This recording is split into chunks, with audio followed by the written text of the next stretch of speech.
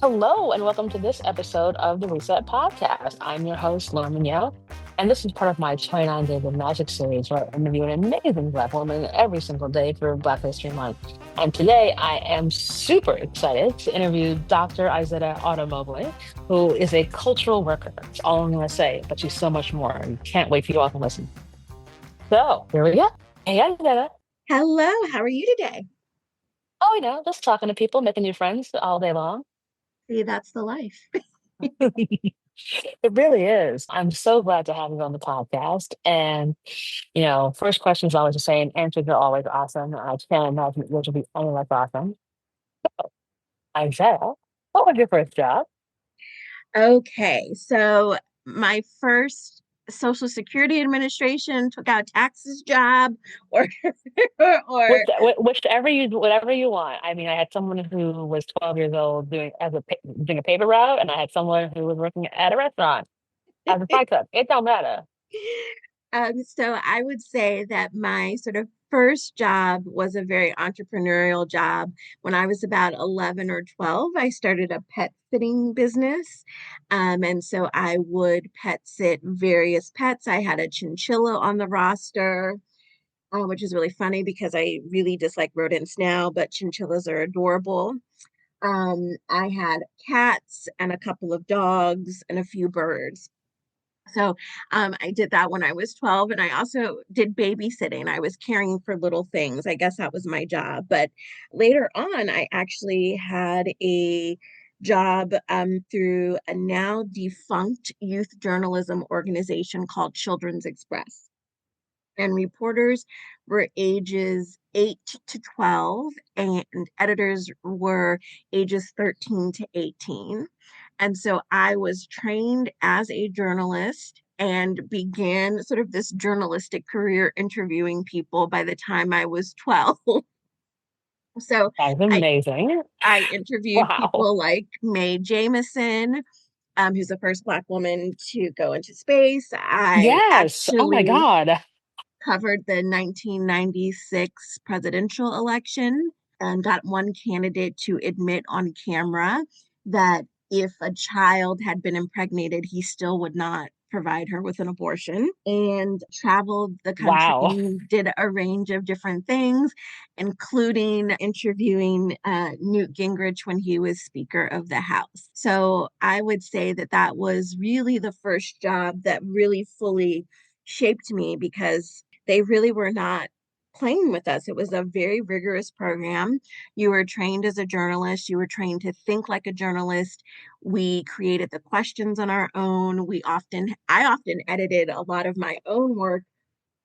I transcribed some of the work in audio interviews. I learned how to use a Marantz, which for those that now that everything is digital, most people won't know, but it was this gigantic, high tech recorder to get really good sound quality. It was called a Marantz.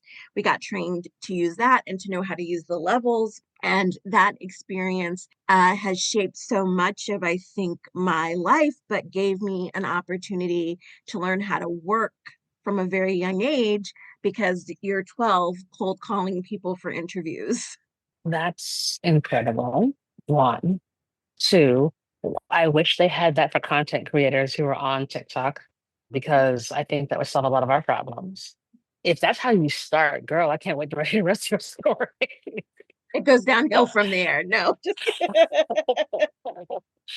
Oh my God. Okay. All right. So you're going to thing, interviewing Newt Gingrich. So now, what's that journey been?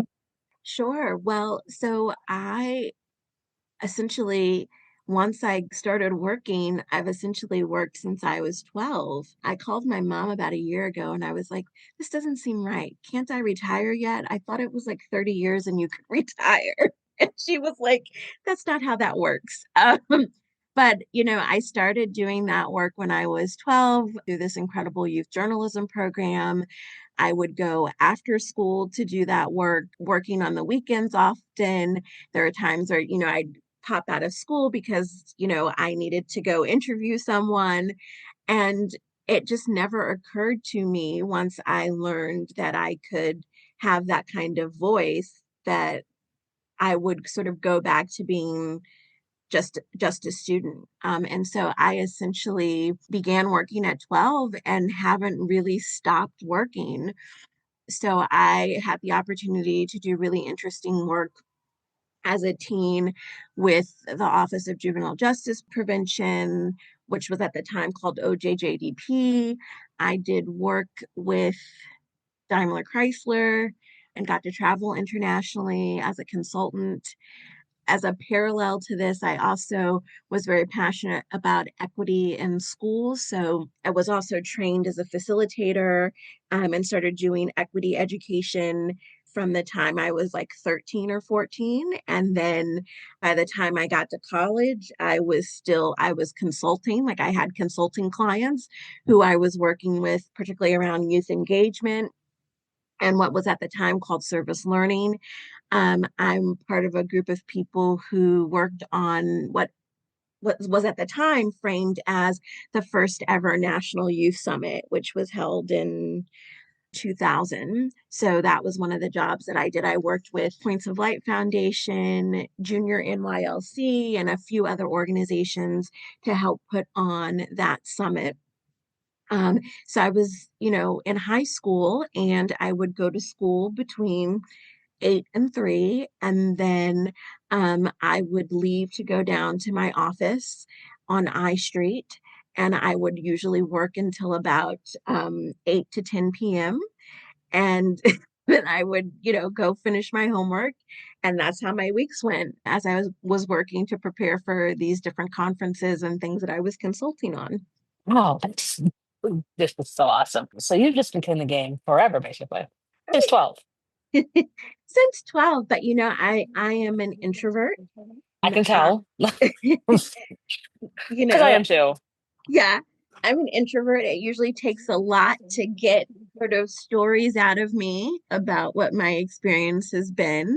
I tend to like to operate in the background, but I'm often in leadership positions, not necessarily because I think that like I should be the one in the lead or I should be in charge, but rather because it really irritates me when things are done inefficiently. Girl, same. Oh my God. I cannot, That's literally what it is. I, It really is. it's like, stop it. That and, You're terrible. injustice, Stop it. Right. This is like awful. I'll fix it. I'll just fix it. I'll just Stop. fix it. I can't. Like, so there's that. And then also, I just cannot abide by inequity. It really, I think that's been a theme throughout my life. And, doing this work when it was work around equity, work around inclusion, work around justice, and just how we treat each other as humans, that has always really mattered to me. And so I often think there's this great Audre Lorde quote, which I may not get exactly right, but essentially she says, when I dare to use my voice in the service of my vision, it becomes less and less important whether or not I am scared. So I think of that frequently. Like it seems maybe Pollyanna-ish, but I really do believe in the vision of justice and this vision of people being able to be their full selves. And so I have tended to use my voice or my organizing skills because I can make an Excel grid. Of course you can. Why am I not surprised? Not at I can all surprised. look, I can make a Gantt chart. I tend to use that in the service of making our lives more equitable, and I actually think things like admin, which are often minimized. But at the end of the day, somebody has to print the flyers. Somebody has to put the chairs out for the meeting. Someone has to write the agenda. Someone has to, do the Excel grid sheet, right? And I think we often minimize that kind of work, but I think that kind of work is actually where a lot of the things that we long for in terms of equity actually happen. That's so very true. You need the people who have to get the stuff done. Ultimately, that's the most important piece. And if you can talk a lot, but if you're not really gonna make a spreadsheet, none of this is happening. And we don't do that often enough from folks who are working on any myriad of projects. They talk, talk, talk, talk, talk. But what are you actually doing to get things done and making sure voices are heard? Yeah, I mean, I think about Ella Baker and the way that she trained SNCC students in particular ways about thinking about how they did their work and about collaborative work. I think about Rosa Parks, who many people don't realize, she went down south to work on Reese Taylor's sexual assault case and was really radicalized through that experience. But she was the person sending dispatches back north. She was a person who was like really being involved. And I think that we forget sometimes the power of administrative work, right? Like we we Yes. we forget that. And I also understand, some of us have gifts that do not involve administrative work, and I respect that. Totally. Like some of us have gifts that involve math. That is not my ministry. But I do think that there's something really powerful about if we're going to imagine otherwise, there have to be structures in place that allow us to get there. And that doesn't magically appear. People have to do the hard work of making that happen. Yeah, the hard work is the kind of key part about all of this. So, okay, this is going to be a fun question to ask you then. So, of all the things that you've done, what do you think you tell 18-year-old Izetta right now? That is a great question. 18-year-old Izetta was really obsessed with going to Brown University, which did turn out to be my alma mater. I decided I wanted to go to Brown at 10. I made a list of Of schools. course. I'm not surprised.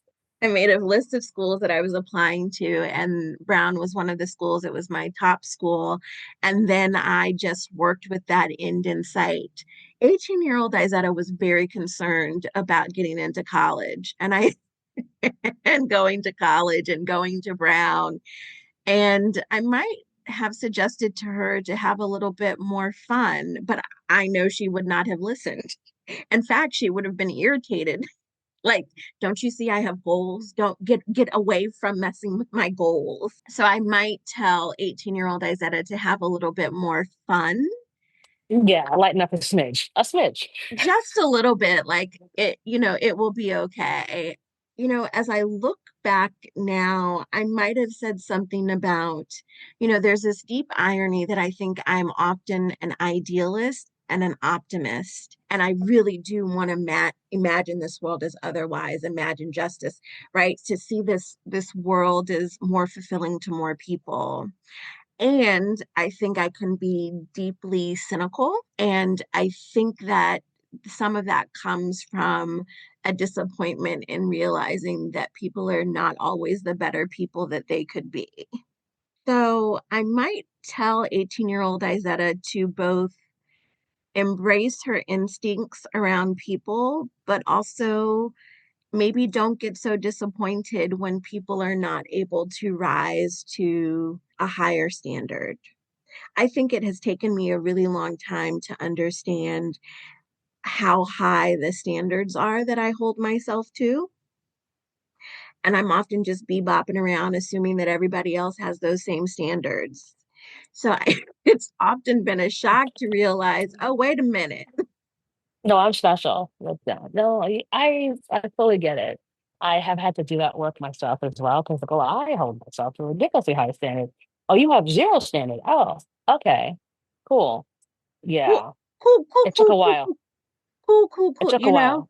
It took a So while for me to get there, and now I'm fully there yeah, to the point where I will say I say this with like not even I think being upset about it. I assume a lot of people are stupid until I'm proved otherwise.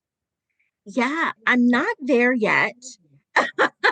But No, like, and part of it is because, and I do a lot of my work around disability studies. And so I want to be mindful of many different intelligences and trauma, because if you work in education, you recognize that a lot of people have trauma around how they're even thinking about the world, right? I'm not quite there yet, but I'm approaching some place where I wouldn't use the S word, but approaching some place where I'm realizing that even though Brene Brown says that everyone's trying their best, sometimes people really are not trying their best.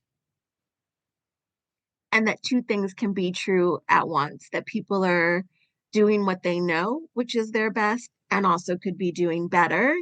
And Right. that I could also adjust my standards so that I have a more realistic understanding of where people or what people are willing to put in the game, which I think is to your point when we started off and we were talking and you were saying like, Black women are exhausted and have said no. I think sometimes it's okay to say no, to say that my knowledge or my expertise is mine and that it's not okay to misuse it and then still expect for me to show up bright-eyed and bushy-tailed and eager to be exploited again, which I think is part of what, without being too presumptive, but part of what I think a lot of Black women are saying right now is reclaiming themselves, to paraphrase Toni Morrison, as our best thing.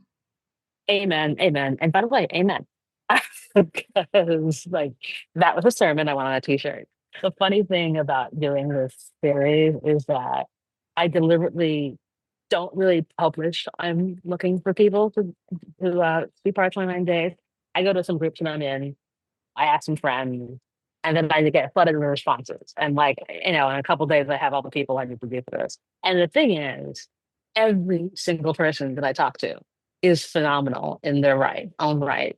And it's not about people who are 10 times millions in famousness, but it's more about like people who are doing the actual work. Yes. And when you think about it, and you're talking about like when you see all these mediocre people who are just dumber than a box of pencils, and they're in these places of power, you're like, what do I have to do?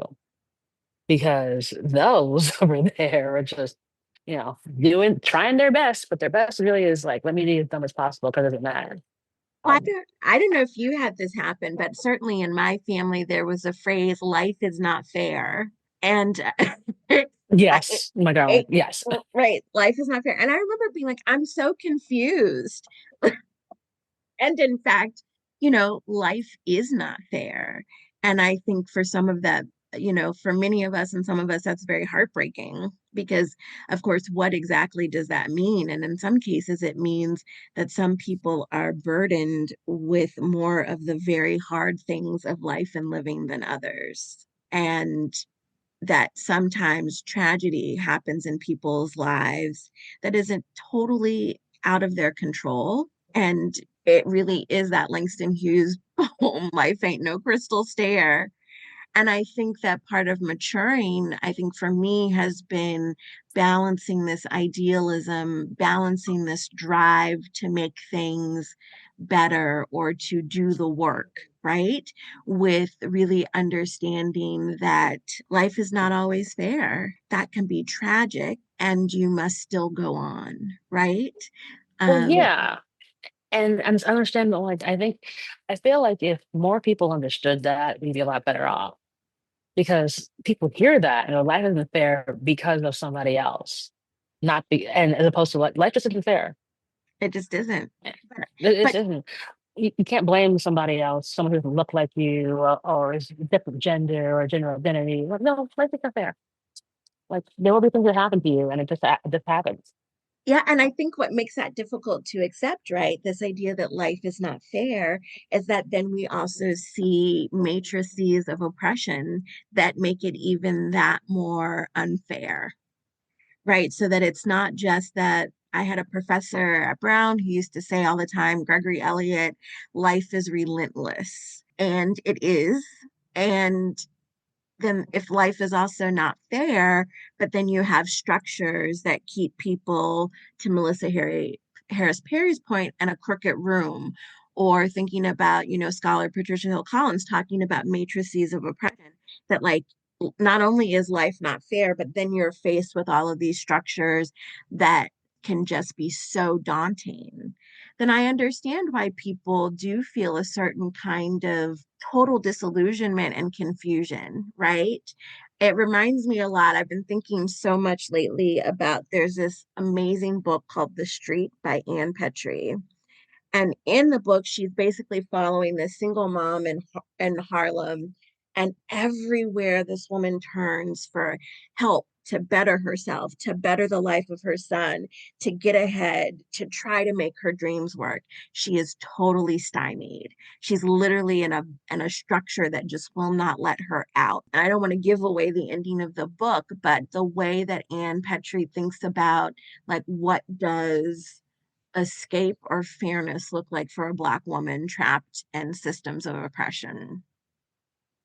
And how do we balance with life is not fair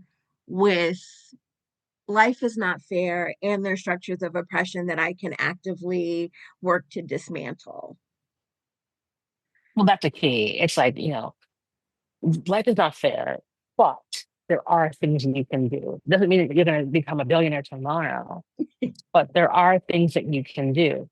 But it requires you doing the work. And it's about you, not blaming somebody else. Because we get a lot of this, like, well, it's because some Black person took my job. No, it isn't, because it's because you suck. Yeah, that's not what happened. If I had $1 billion, everybody could go see Beyonce. Thank you. This is not complicated. It's like if I had $1 billion, it's like how many schools I'd be able to, how many computer libraries I'd open Oh for goodness. folks for kids and for seniors. And you could go and you could learn how to use a computer. You're a senior, you learn how to use your phone and then text your grandbabies, and you would feel part of this world. And Oh, you'd I have a digital love that. library. Like that's what I would do if I had $1 billion. Because all I need is 1 million to make 10. So I'm a business person. I know how to make money, but like I'm good at that. That's what would happen.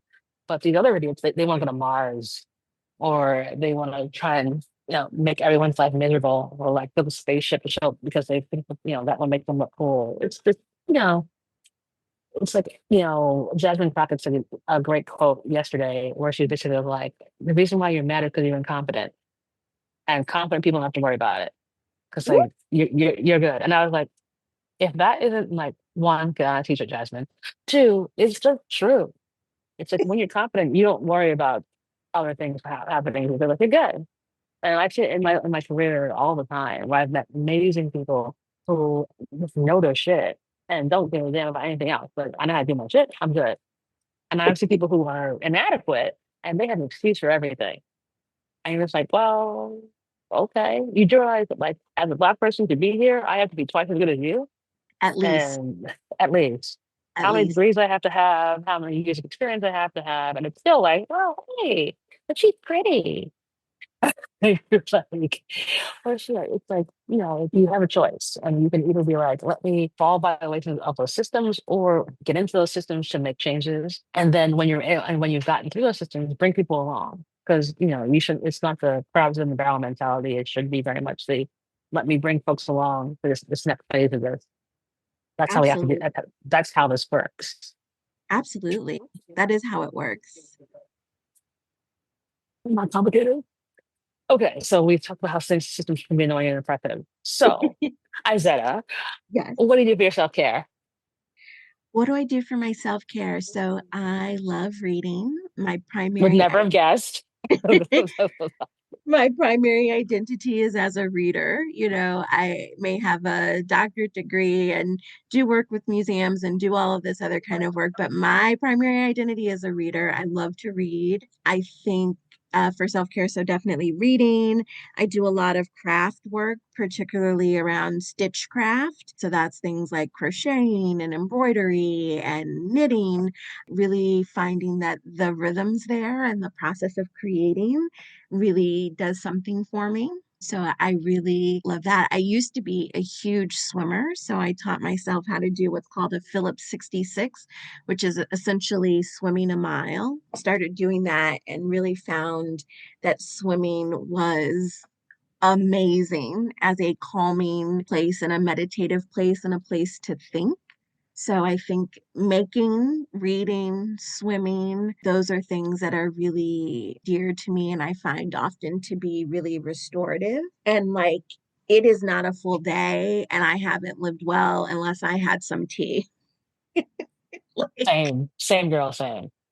What's your favorite tea? Oh my goodness. So I'm really into, for my morning tea, it's always Lady Earl Grey. Okay, we can't be friends anymore because I can't stand Earl Grey. I mean, We were there, almost there. I'm an English breakfast black tea okay, I person. will do an English. Look, I toggle between the two, but I tell you that Lady Earl Grey, that Earl Grey just makes me feel like it's so lovely. It's so aromatic. I I get it. love No, it. okay. When you come to New York, there's an amazing tea service at Crosby Street Hotel, which I absolutely love. They have a Ooh, Lady Grey. Whenever I go for that, because I drink English breakfast every day, I usually have a jasmine tea, and you get little sandwiches. It's divine. oh, how So lovely. that so whenever you're in New York, let me know, and like we'll go. It's a deal. Now, I have a question about your English breakfast tea. Do you Yeah. take do you take milk? Do you take sugar? Is there a honey situation? Like, how is this fixed up? Okay. So fun fact, I'm British. Oh, Even though you I can't already tell from my know. accent, so you know what the answer is going to be. It's milk. I already know. Uh, Actually, usually evaporated milk. We're carnation milk people in my family, and obviously, we try and get it to be a medium color of brown, not too light, not too light. When you go to whenever I go to like Starbucks, they put like a pound of milk in it. I'm like, that was not what I was looking for. Correct. So just more than a splash, so it has a brown coloring to it, please. But and two sugars always, and then I'm good to go. Nice. So yeah, okay, all right. I see you with the Lady Grey. All right. I mean, Uh, English breakfast is my other homie, so I get it. I mean, I'm one of these disturbing people, whoever, I have my English breakfast tea just plain. okay, that's That weird. I know it Weird. is. Yeah. I understand. Okay. Okay. All right. Well, all right. I'll figure it out. Okay. Awesome. All right. So you got completely restored. All right. So two more questions to go. Do you have a give and or an ask of the audience? Oh my goodness. A give and or an ask. So I do have an ask, and my ask would be, again, I consider myself a cultural worker.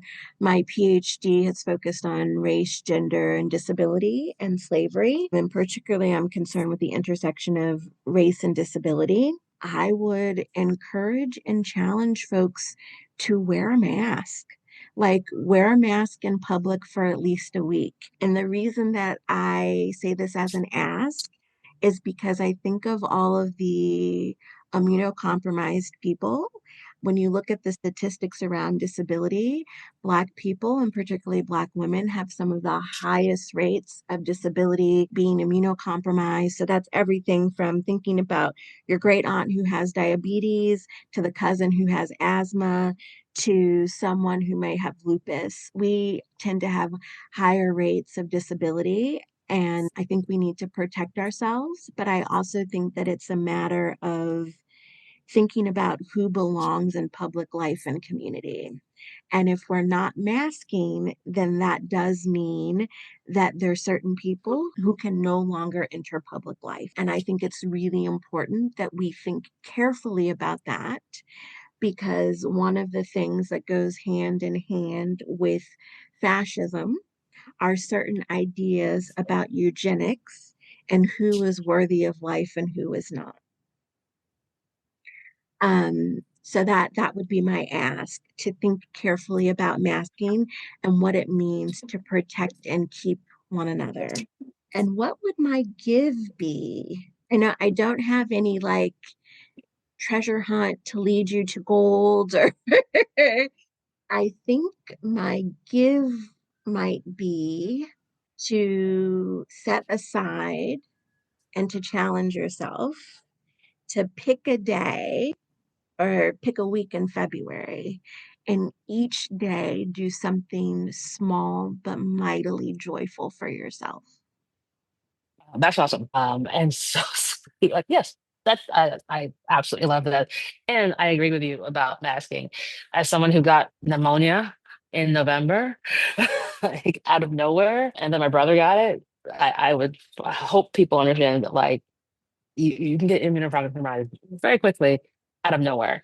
So I fully agree with you on both those counts. Um, and then my last question for you: what brings you joy? Oh my goodness, little people bring me joy.